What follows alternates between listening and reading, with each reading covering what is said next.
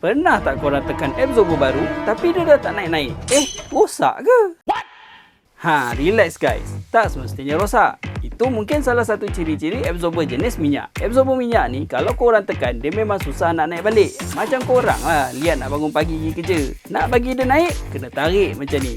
Tapi kalau korang tekan lepas tu dia terus naik balik, tu tandanya absorber jenis gas. Absorber gas ni dia akan memastikan kereta korang lebih stabil bila corner ataupun time korang memandu laju. Untuk absorber jenis minyak pula, dia lebih lembut dan comfort bila drive. Lalu jalan tak rata pun still steady.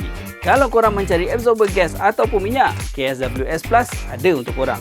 Dua-dua pun heavy duty dan menggunakan teknologi daripada Jepun iaitu Active Force. Untuk absorber KSWS Plus ni, ia didatangkan dengan jaminan 18 bulan ataupun 30,000 km yang mana sampai dulu. So, lepas ni kalau korang tekan absorber tak naik-naik, janganlah terus cakap absorber tu rosak.